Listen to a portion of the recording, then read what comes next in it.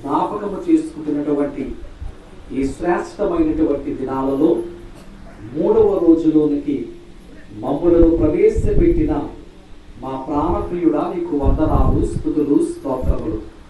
ఈ రాత్రి మరొక్క మారు తండ్రి మీ యొక్క శిలువ శ్రమలను మేము జ్ఞాపకము చేసుకొనుచుండగా మా కొరకు మీరు సిద్ధపరిచిన వాక్యాహారమును మాకు సమృద్ధిగా అనుగ్రహించుమని మాతో మాట్లాడబోతున్నా యేసు నామమును బట్టి ప్రార్థించి వేడుకొనుచున్నాము మా పరమ తండ్రి. శిలువనాథుడైన యేసు క్రీస్తు ప్రభువారు అనుగ్రహించు 3వ దిన ఆశీర్వాదములను త్రైక దేవుడు మీకు మెండుగా అనుగ్రహించును గాక. అందరికీ మరణాత మరణాత. ఒక చరణం పాడుకుందాం.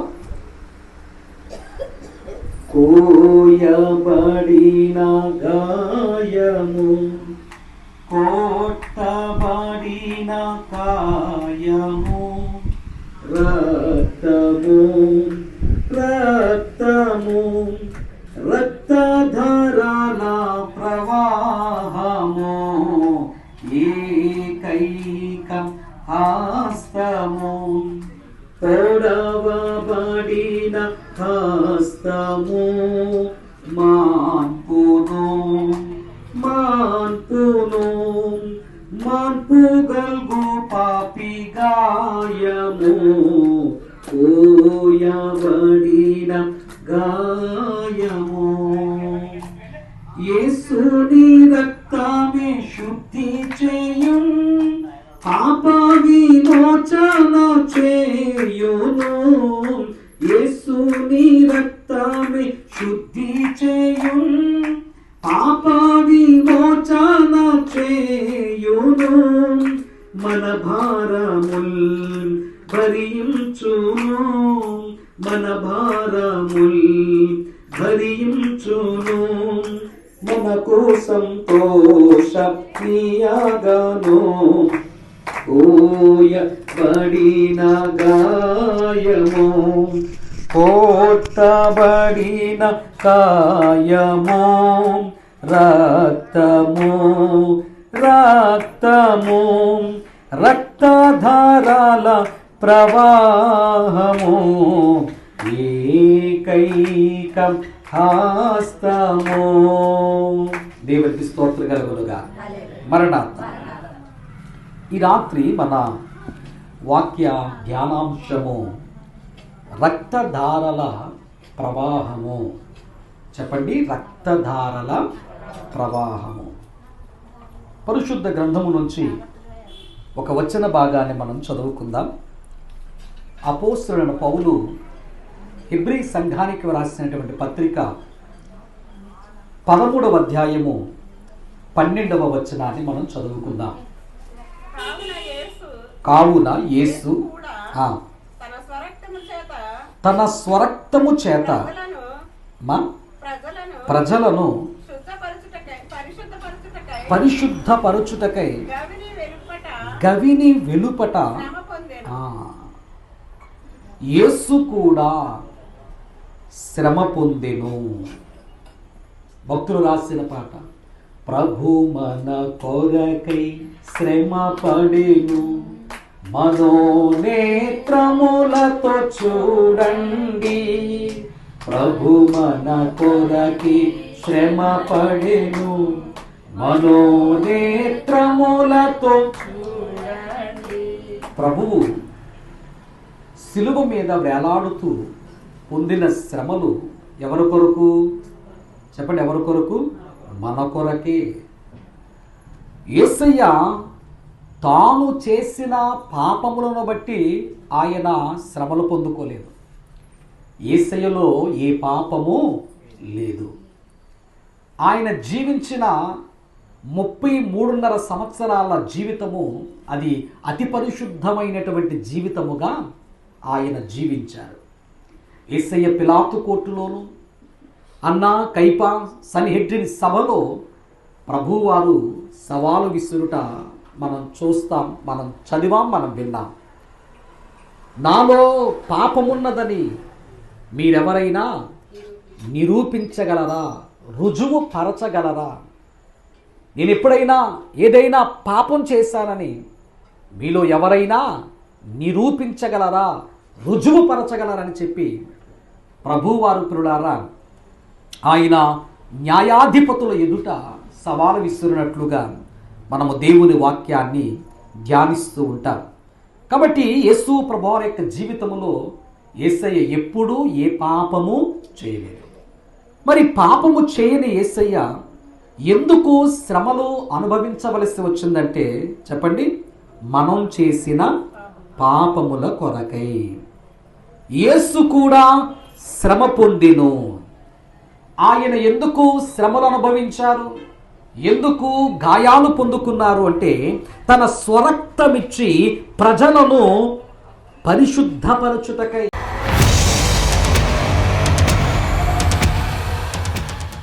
పొందుకున్నారు అంటే తన స్వరక్తమిచ్చి ప్రజలను పరిశుద్ధపరచుటకై. యేసయ్య పొందుకున్నటువంటి శ్రమల ద్వారా, యేసయ్య పొందుకున్నటువంటి గాయముల ద్వారా, ఆ గాయాల్లోంచి కారుతున్న తన పరిశుద్ధమైన యవ్వన రక్తము ద్వారా ప్రియులారా ఆయన ప్రజలము, ఆయన పిల్లలమైన మనల్ని యేసయ్య పరిశుద్ధులుగా మార్చుట కొరకు యేసయ్య మన కొరకు శ్రమలను అనుభవించారు. యేసయ్య గాయాల్లోంచి కారుతున్న పరిశుద్ధమైన రక్తమే పాపిని పరిశుద్ధపరచగలదు, పాపిని పరిశుద్ధుడుగా నీతిమంతులుగా మార్చగలదు ప్రియులారా. కాబట్టి యేసయ్య శ్రమలు మన కొరకే, యేసయ్య గాయాలు మన కొరకే. యేసయ్య గాయాల్లోంచి కారుతున్న పరిశుద్ధమైన రక్తం కూడా చెప్పండి ఎవరి కొరకు? మన కొరకే. యేసు ప్రభువారి యొక్క దేహాన్ని ప్రియులారా మనం చూస్తే యేసయ్య దేహమంతా నిలువెల్లా మనకు గాయాలే కనబడుతున్నాయి. దేవుని వాక్యములో, లేఖనములో వ్రాయబడినట్లుగా ఆయన దేహమంతా నాగలి చాళ్ల వలె దున్నబడింది. ఎలా దున్నబడింది చెప్పండి? నాగలి చాళ్ల వలె. ఒక చేనును నాగలితో దున్నినప్పుడు ఎలాగైతే చారలుగా ఆ పొలమంతా దున్నబడుతుందో యేసయ్య దేహము కూడా ప్రియులారా నాగలి చాళ్లతో దున్నబడినట్లుగా ఆయన దేహము దున్నబడింది. యెషయా గ్రంథము 53వ అధ్యాయము 2వ వచనములో ప్రియులారా ఒక మాట మనకు కనబడుతుంది. ఆయనకు స్వరూపమైనను సొగసైనను లేదు. ఆయన వ్యాధిగ్రస్తుడుగా ఉన్నాడు. ఆయన కురీపిగా మారిపోయాడు. యేసు ప్రభువారు ఎంతో సౌందర్యం కలిగిన వాడు. అటువంటి యేసు ప్రభువారి ప్రియులారా శిలువ శ్రమల ద్వారా, శ్రమలలో ఆయన పొందుకున్నటువంటి గాయాల ద్వారా ఆయన స్వరూపము, సొగసైనటువంటి దేహము ఎలా మారిపోయిందయ్యా అంటే ఒక కురీపిగా మారిపోయింది. సొగసు లేదు, రూపము లేదు, అందము లేదు. ఆయన దేహమంతా ప్రియులారా నాగలి చాళ్ల వలె దేహమంతా దున్నబడింది. అనగా శిరస్సు మొదలుకొని అరిపాదము వరకు కూడా చెప్పండి ఆయన దేహమంతా గాయాలే, ఆయన దేహమంతా గాయాలే. యేసు ప్రభువు యొక్క దేహములో ప్రియులారా కొన్ని వందల గాయాలు. దేహమంతా గాయమే, శరీరమంతా ప్రియులారా గాయాలతో నింపబడింది. కాబట్టి ఒక చోట గాయాలు ఉన్నాయి, మరొక చోట గాయాలు లేవు అనటానికి లేకుండా ఆయన దేహమంతా దున్నబడింది గాయాలతో. ఆయన రూపమును కోల్పోయాడు, అలాగే ఆయన ఒక కురీపిగా మారిపోయాడని వాక్యములో, లేఖనములో వ్రాయబడి ఉంది. కాబట్టి మనం గ్రహించాలి, యేసయ్య దేహమంతా గాయాల చేత నిండిపోయింది. కానీ ఈ గాయాలలో మనము ప్రాముఖ్యముగా ఒక 5 గాయాల గురించి ఎక్కువగా ధ్యానిస్తూ ఉంటాం. ఇవి పైకి బహిరంగంగా చిన్న పిరుడారా ఒక చిన్న గాయమైన, ఒక చిన్న ముళ్ళు లాంటి గాయమైన మెదడుకు కానీ గుచ్చుకుంటే చాలా ప్రమాదము జరుగుతుందండి. అందుకే బండి మీద పెడుతున్న వారిని చెప్పండి ఏం పెట్టుకోమంటారు? హెల్మెట్ పెట్టుకోండి. కాలు విరిగిపోయినా పర్వాలేదు, చెయ్యి విరిగిపోయినా పర్వాలేదు, పక్కటి ముగ్గులు విరిగిపోయినా పర్వాలేదు, కానీ ఏది సేఫ్గా ఉండాలి? నీ తల సేఫ్గా ఉండాలి. ఎందుకు తల సేఫ్గా ఉండాలంటే తలలో ఏముంది చెప్పండి? ఆ మృదువైన అవయవమైనటువంటి మెదడు ఉంది. మరి దేహములో ఎన్నో గొప్ప గొప్ప అవయవాలు ఉన్నప్పటికీ దేహమంతటికి ప్రధానమైన కేంద్రం ఏది చెప్పండి? మెదడే. ప్రధానమైన కేంద్రము మెదడే పిల్లలారా. కాబట్టి యేసయ్య యొక్క తల మీద ముండ్ల కిరీటాన్ని పెట్టి ఆయన తలను గాయపరిచారు. ఆ తలలోంచి పిల్లలారా కలిగిన గాయాల్లోంచి మరి పరిశుద్ధమైన ఆ రక్తము ధారవలే ప్రవహిస్తూ ఉంది. మరి నిజానికి ఈ శిక్ష ఎవరికి వేయాలి? ఎవరు ఈ శ్రమలో అనుభవించాలి అంటే ఎవరైతే ఈ తలతో పాపం చేస్తారో చెప్పండి, వారు ఈ శిక్షను అనుభవించాలి. యేసు ప్రభువారు అనుభవిస్తున్నటువంటి ఈ శిక్ష ఆయన చేసిన పాపమునకు ఆయన అనుభవిస్తున్న శిక్ష ఎంత మాత్రమో కాదు. మన పాపములను యేసయ్య తన భుజాలపై వేసుకున్నారు. కాబట్టి మన కళ్ళతో చేసే పాపమునకు, మన నోటితో చేసే పాపమునకు, మన వినికిడితో చేసే పాపమునకు తగిన శిక్షను మనకు బదులు యేసయ్య తాను అనుభవిస్తూ, మనకు బదులు యేసయ్య తాను శిరస్సుపై గాయాలు పొందుకున్నాడు. దేవునికి స్తోత్రం కలుగునుగాక. మరణాత మన శిక్షను యేసయ్య భరిస్తూ, మనకు బదులు మనకు చెందవలసిన గాయాలు ప్రభువారు తాను అనుభవిస్తూ, ఆయన శిరస్సులోంచి కారుతున్న రక్తము ద్వారా ఈ రోజున చెప్పండి మన శిరస్సులో ఉన్న చెడుగును మనము కడుక్కోవాలి. మన శిరస్సులో పిల్లారా ఎంతో పాపం ఉంది. ఒక చెడు ఆలోచన పుట్టేది మన తలలోనే కదా. ఒక చెడు ఊహ జన్మించేది మన తలలోనే. చెడ్డ ఆలోచనలు పుట్టేది మన తలలోనే పిల్లారా. ఈరోజు మనిషి జీవితం పిల్లారా బాగుండాలన్నా పాడైపోవాలన్నా చెప్పండి అతని యొక్క ఆలోచనే, మెదడులోంచి పుడుతున్నటువంటి ఆలోచనే. కాబట్టి నీ ఆలోచనలు సరిచేయటానికి, నీ ఆలోచనలు మార్చడానికి, నీలో ఉన్నటువంటి పిల్లారా ఆ ఆలోచననే పాపమును నైజమును తొలగించటానికి యేసయ్య శిరస్సును గాయపరుచుకొని ముండ్ల కిరీటము ద్వారా ఆయన శిరస్సులోంచి రక్తధారలు ప్రవహిస్తూ ఉన్నాయి. దేవునికి స్తోత్రం కలుగునుగాక. హల్లెలూయా. మరణాత. ఇక రెండవ గాయము లేక రెండవ రక్తధార మనం గమనిస్తే కీర్తనల గ్రంథము 22వ అధ్యాయము 16వ వచనాన్ని చదువుదాం. కీర్తనల గ్రంథము 22వ అధ్యాయము 16వ వచనము. వారు నా చేతులను నా పాదములను పొడిచిరి. చాలండి. ఇక్కడ మనకు రెండు రక్తధారలు కనబడుతూ ఉన్నాయి. ఒక రక్తధార చేతుల్లోంచి కారుతున్న రక్తధార, మరొక రక్తధార కాళ్ళలోంచి కారుతున్న రక్తధార. రెండు చేతులలో చేయబడిన గాయాలు. మూడవది పిల్లారా కాళ్ళలో చేయబడిన గాయము. ఇక నాలుగవది చెప్పండి ఉదరములో లేక హృదయములో చేయబడిన గాయము. దేవునికి స్తోత్రం కలుగునుగా. మరణాత. పిల్లారా ఈ రోజున ఈ పంచ గాయాల్లోంచి యేసు ప్రభువారు తన పరిశుద్ధమైనటువంటి రక్తమును మనందరి కొరకు ఆయన ధారవలే కారుస్తూ ఉన్నాడు. ఆ పంచగాయాల్లోంచి నీతిమంతుడైనటువంటి పరిశుద్ధుడైన యేసయ్య రక్తము ఒక మరి ప్రవాహము వలె, ఒక ధార వలె అది ప్రవహిస్తూ ఉంది. పాపులమైన మనమందరము ఆ రక్త ప్రవాహములో మునుగుతున్నాం. మునగబడిన పాపి ఆ రక్తములో కడగబడి పరిశుద్ధుడుగా మార్చబడుతున్నాడు. దేవునికి స్తోత్రం కలుగునుగా. అంటే పాపిని పరిశుద్ధ పరిచేది యేసయ్య గాయాల్లోంచి కారుతున్నటువంటి పరిశుద్ధమైన రక్తమే. కాబట్టి ఆయన రక్తధారలు, ఆయనలో ప్రవహిస్తున్న రక్తము ధారల వలె పంచగాయాల్లోంచి ప్రవహిస్తూ ఉంది పిల్లారా. కాబట్టి మనము మొదటి రక్తధార శిరో రక్తధార. ఏ రక్తధార చెప్పండి? శిరో అంటే శిరస్సులోంచి కారుతున్న రక్త ప్రవాహము. శిరస్సులోంచి కారుతున్న రక్త ప్రవాహము. యేసు ప్రభువారి యొక్క శిరస్సు ముండ్ల కిరీటము చేత గాయపరచబడింది ప్రియులారా.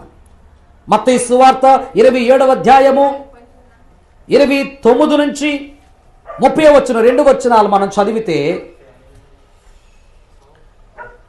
మత్తయి సువార్త 27వ అధ్యాయము 29, 30 2 వచనాలు.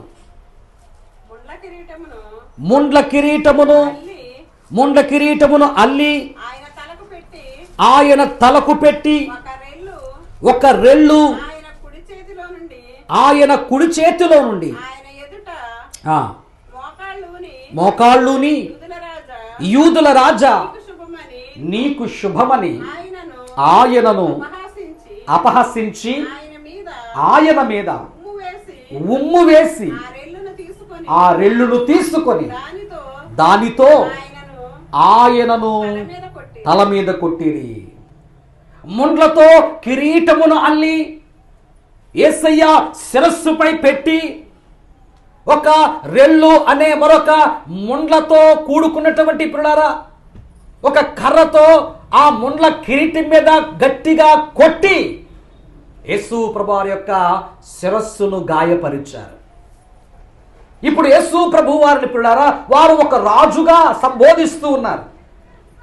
నీవు యూదులకు రాజువని నీ ప్రజలు చెబుతున్నారు. కాబట్టి ఒక రాజుకు ఏముండాలి?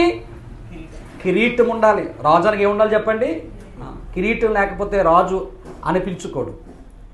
కాబట్టి ఇప్పుడు యూదులకు రాజుగా లోకము చేత ఆనాడు పిలువబడుతున్న యేసు ప్రభువారి యొక్క శిరస్సు మీద ఈ శత్రువులైన వారు, రాను వారు, విరోధులైన వారు ప్రియులారా ఎటువంటి కిరీటం పెట్టారు అంటే ముండ్ల కిరీటము. ముండ్లతో కిరీటమును అల్లి ఆయన శిరస్సుపై పెట్టి ఆ ముండ్ల కిరీటము ద్వారా యేసయ్య యొక్క శిరస్సును ప్రియులారా వారు గాయపరిచారు. చాలా పదునైనటువంటి ముళ్ళు. మన అరికాలులో ఒక చిన్న నలుసంత ముళ్ళు గుచ్చుకుంటేనే మనం చాలా ప్రియులారా ఆ బాధపడతాం మనం. అలాంటిది ప్రియులారా మరి శిరస్సులో దిగబడితే ఆ ముళ్ళు ప్రియులారా ఆ శిరస్సు యొక్క ఆ మాంసపు భాగాన్ని దాటి లోపలికి వెళ్ళి లోపలున్న మెదడును తాకితే నిజంగా మనిషి తట్టుకోగలరా? దేనికి గాయమైనా పర్వాలేదు కానీ, దేనికి దెబ్బ తగిలినా పర్వాలేదు కానీ చెప్పండి, మెదడుకు మాత్రం ఏ గాయము కాకూడదు. మెదడు ప్రియులారా చాలా అవయవము చాలా మృదువుగా ఉంటుంది. కాబట్టి మెదడుకు ఎటువంటి గాయం కలగకూడదు. ఒక చిన్నటి ఆయన చేతులకు గాయాలు చేశారు. అలాగే 2 కాళ్ళపై ప్రియులారా ఒక కాలుపై ఒక కాలు పెట్టి ఒక మేకును సిలువ కర్రకు అంటగొట్టి దిగగొట్టి ఆయన కాళ్ళలో కూడా చెప్పండి గాయము చేశారు. ఇప్పుడు ఆయన 2 చేతుల్లో మనకు 2 గాయాలు కనబడుతున్నాయి. అలాగే 2 కాళ్ళలో కూడా ప్రియులారా గాయం కనబడుతుంది. మరి ఈ చేతులనే గాయాల్లోంచి కాళ్ళ గాయములోంచి కూడా చెప్పండి ఏం ప్రవహిస్తుంది? రక్తము ధారవలే ప్రవహిస్తుందండి. ముండ్ల కిరీటము ద్వారా శిరస్సు గాయపరచబడి రక్తము ధారవలే ప్రవహిస్తుంది.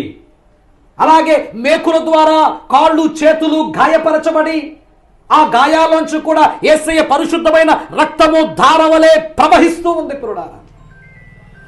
మరి ఆయన తన చేతులతో ఎప్పుడైనా పాపం చేశాడా? మరి మనం మాత్రం చెప్పండి, తెల్లారు లేస్తే చెప్పండి మన చేతులతో ఎన్నో పాపాలు చేస్తాం. మన కాళ్ళతో ఎన్నో పాపాలు చేస్తాం. చేతులు అనగా మన చేతలు, కాళ్ళు అనగా మన నడవడిక, మన చేతలనగా మన జీవితంలో ప్రియులారా మనం ఎన్నో చెయ్యకూడని పనులు చేసి, ఈ చేతులతో చెయ్యకూడని పనులు చేసి ప్రియులారా మనం పాపాత్ములుగా మారిపోతున్నాం. అలాగే మన కాళ్ళతో ఎన్నో పాపాలు చేస్తున్నాం. కాళ్ళతో పాపములు ఏంటనగా నడవకూడని మార్గములో నడుస్తూ ప్రియులారా. యేసే చెప్పారు మత్తయి సువార్త 7వ అధ్యాయములో, మీరు ఇరుకు మార్గములో నడవండి, విశాలమైనటువంటి మార్గములోనికి వెళ్ళొద్దు. ఒక ఇరుకు మార్గం ఉంది, ప్రక్కన చెప్పండి ఏ మార్గం ఉంది? చాలా వెడల్పైన విశాలమైన మార్గం ఉంది. ఎంతో రమ్యమైన మార్గము, ఎంతో సుందరమైన మార్గము. ఎలా పడితే అలా ప్రయాణించాల్సినటువంటి పిల్లారా మనకు అనుకూలంగా ఉండే మార్గం అది. ఈ రోజున ప్రజలు ఏ మార్గం ఎంచుకుంటున్నారు? ఇరుకు మార్గంలోనికి నువ్వు ప్రవేశించాలి అంటే, ఇరుకు మార్గంలో నువ్వు నడవాలి అంటే చాలా కష్టపడాలి. పరలోక రాజ్యం చేరుకోవడం చెప్పండి సులువా కష్టమా? ఏమ్మా? చాలా కష్టం. ఏదో మనం మొక్కుబడిగా చెప్పండి ఈ 40 రోజులు ఆచరించేస్తే పరలోకం వెళ్ళిపోతామంటారా? ఏమ్మా? నాకు అనిపించింది ఏ తల్లి, ఒక దీక్షగా మనం 40 రోజులే దేవుని సన్నిధికి రాలేకపోతున్నాం కదా, మరి నిత్యరాధ్యానికి వెళ్ళగలమంటారా అని అనిపించింది నాకు. మనం పట్టుమని పిల్లల రోజుకి ఒక అర్ధ గంట భక్తి చేయలేకపోతున్నాం, ప్రార్థన ఆచరించలేకపోతున్నాం. అలాంటిది ఒక 40 రోజులు పిల్లరా మనం ఈ యొక్క మంచి మార్గములో దేవుడు మన కొరకు సిద్ధపరిచిన ఆత్మ సంబంధమైన మార్గమునే మనము పాటించలేకపోతున్నామే, ముందుకు కొనసాగలే అంటే కష్టం అవుతుంది కదండి చాలామందికి. చెప్పండి కష్టమా కదా? ఏమండి 40 రోజులు రావాలంటే చెప్పండి కష్టం. 40 రోజులు కూర్చోవాలంటే కష్టం. 40 రోజులు చెప్పండి కనీసం ఒక 3 గంటల ఉపవాసం ఉండాలంటే కష్టం. మధ్యలో మనకు చాలా ఎదురవుతుంటాయి ఈ 40 రోజుల్లో పిల్లారా. అప్పుడు నాకు అనిపించింది కేవలం పిల్లారా ఈ 40 రోజులు ఒక గంట సేపు మనం లోకాన్ని జయించి, బలహీనతలను జయించి, పాపాన్ని జయించి, మన సంతోషాన్ని జయించి, అన్నిటినీ అధిగమించి ఒక 40 రోజులు దేవుని పాదాల దగ్గర మనం కుదురుగా కూర్చోలేకపోతున్నాం కదా. వీటినే జయించలేని మనము రేపు అన్నిటినీ జయించి చెప్పండి నిత్యరాధ్యానికి ఎలా వెళతాం అంటే అంత సులువా అని అనిపించింది నాకు. ఇవన్నీ మనకు పిల్లల ఒక పరీక్ష అని మనం అనుకుందాం. కాబట్టి యేసుక్రీస్తు ప్రభువారు ఆయన ఏ పాపం చేయకపోయినా ఆయన చేతులలో గాయాలు, ఆయన తన జీవితంలో ఏ చెడు మార్గములో నడవకపోయినా ఆయన పాదాలలో గాయాలు. కాబట్టి మనం మన చేతులారా చేసుకున్న పాపాలు బట్టి యేసయ్య తన చేతుల్లో గాయాలు పొందుకున్నాడు. యేసయ్య దేవుని వాక్యము ఏ మార్గములో అయితే మనల్ని నడవద్దు అని హెచ్చరిస్తుందో అదే మార్గములో వెళ్ళి మన జీవితాన్ని నాశనం చేసుకోవటాన్ని బట్టి మనం పొందుకోవలసిన కాళ్ళ గాయాల్ని యేసయ్య ఆయన పొందుకుని ఇప్పుడు ఆయన చేతుల్లోంచి చెప్పండి రక్తధారలు ప్రవహిస్తూ ఉన్నాయి, నీ చేతలను సరిచేసుకోమని. ఆయన కాళ్ళలోంచి పిల్లారా ఆ కాలి గాయాల్లోంచి రక్తధార ప్రవహిస్తూ ఉంది. ఇప్పటికైనా నీ నడక సరిచేసుకో, ఇప్పటికైనా నీ నడక సరిచేసుకో. భక్తులు రాశారు, ఎంత కాలము నీకు పంతము, చింత లేదా నీకు కొంచెము, ఎంత కాలము నీకు పంతము, చింత లేదా నీకు కొంచెము, చింతించుచున్నాడు శ్రీయేసుడు, చింతించుచున్నాడు శ్రీయేసుడు, సిగ్గుమాలిన పనులు మానుడి, సిగ్గుమాలిన పనులు. దేవునికి స్తోత్రం కలుగునగా. మనకు చింత లేదు కానీ ఎవరికి చింత చెప్పండి? పిల్లలు పాడైపోతూ ఉంటే, పిల్లలు మాట వినకపోతే ఎవరికి చింత చెప్పండి? ఇంటి పక్కోడికి చింత కాదు. నువ్వు పాడైపోయినా ఇంటి పక్కోడికి పిల్లరా ఏ బాధ ఉండదు. కానీ నిన్ను కన్న తల్లిదండ్రులు, నిన్ను పెంచి పోషించిన తల్లిదండ్రులు, నీ కొరకు ఎన్నో త్యాగాలు చేసిన తల్లిదండ్రులు పిల్లరా, నీ కొరకు మరి ఆకలితో అలమటించిన తల్లిదండ్రులు, వారి సుఖాలు వారి సంతోషాలు పిల్లల నీ కొరకు త్యాగం చేసిన తల్లిదండ్రులకు ఉంటుంది నా కుమారుడు బాగుపడాలని చెప్పి. నీ బ్రతుకు పట్ల నీకు చింత లేదు కానీ చెప్పండి ఎవరికి చింత ఉంది? తల్లి తండ్రికి చింత ఉంది. వారు నిత్యము చెప్పండి ఏడుస్తూనే. ఎలాగైతే తల్లిదండ్రులుగా మనం ఏడుస్తున్నామో మన సిగ్గు మారిన బ్రతుకును బట్టి ఎవరు చింతపడుతున్నారంట? ఆయన చింతపడుతున్నాడంటే అండి. కాబట్టి ఇకనైనా ఆయన చేతుల్లోంచి కారుతున్న రక్తధారల ప్రవాహములో, ఆయన కాళ్ళ గాయాల్లోంచి కారుతున్న రక్తధారల ప్రవాహముతో కూడా మన చేతలను కడుక్కుందాం. రెండవది మన మార్గాన్ని కూడా సరి చేసుకుందాం. దేవునికి స్తోత్రం కలుగును గాక. ఇక చివరిగా ప్రియులారా, ఇక చివరిగా హృదయ రక్తధార. హృదయ రక్తధార. యోహాను సువార్త 19వ అధ్యాయము 34వ వచనములో ఈ వచన భాగాన్ని మనం చూడొచ్చు. యోహాను సువార్త 19వ అధ్యాయం 34వ వచనములో హృదయ రక్తధార. యేసు ప్రభువు వారిని చివరిగా ఆయన చనిపోయినప్పుడు ఒక సైనికుడు ఒక వాడి కలిగిన పదునైనటువంటి బల్లెముతో ఆయన ప్రక్కలో పొడవగా రక్తము నీరును కారెను. ఇది చివరిగా యేసయ్య దేహమునకు చేయబడిన ఒక పెద్ద గాయము. ఒక పదునైనటువంటి ఈటతో పిల్లారా ఆ హృదయములోంచి చెప్పండి ఏం ప్రవహించింది? రక్త ధారల ప్రవాహము ప్రవహించింది. రక్తముతో పాటు కలిసి నీరు కూడా ప్రవహించినట్లుగా అక్కడ మరి స్వార్థికులు రచించారు. నీరెందుకు ప్రవహించిందయ్యా అంటే పిల్లారా, మనిషి దేహంలో ఉన్నటువంటి రక్తమంతా ఆ మనిషి కోల్పోయిన తర్వాత ఇక చివరికి మిగిలేది ఏంటయ్యా అంటే చెప్పండి నీరే. అనగా దేహములో ప్రతి అవయములో కూడా ఏం కనబడుతుంది చెప్పండి? రక్తమే. శిరస్సు మొదలుకుని అరికాలు వరకు మనం ఏ భాగాన్ని కోసినా ప్రతి భాగము నుంచి కూడా రక్తమే ప్రవహిస్తుంది. ఆ రక్తము పూర్తిగా అది బయటికి వెళ్ళిపోయిన తర్వాత ఇంకా అందులో మిగిలిన స్రావాలు నీళ్ల రూపములో బయటకు వచ్చేస్తాయి. అంటే ఇంక చెప్పండి ఆ దేహములో ఏమి లేదు, రక్తం అనేది. హృదయములో పొడవబడినటువంటి ఈ బల్లెపు పోటు అనే గాయము ద్వారా మనకేం కనబడుతుందయ్యా అంటే నీరు కనబడుతుంది. అనగా యేసయ్య దేహములో చెప్పండి ఇక రక్తము లేదు. ఆయన చివరి రక్తపు బిందువునంతా చెప్పండి మన కొరకు ప్రభువారు కార్చారు, లేక ధారవలి ప్రవహించింది. ఆయన రక్తమును తన దేహములో దాచుకున్నవాడు కాదు. ఆయన రక్తమే మనల్ని శుద్ధీకరించేది కాబట్టి, ఆయన రక్తమే మన పాపముల నుంచి మనల్ని కడిగేది కాబట్టి. ఒక వచనం చదువుకుందాం చూడండి.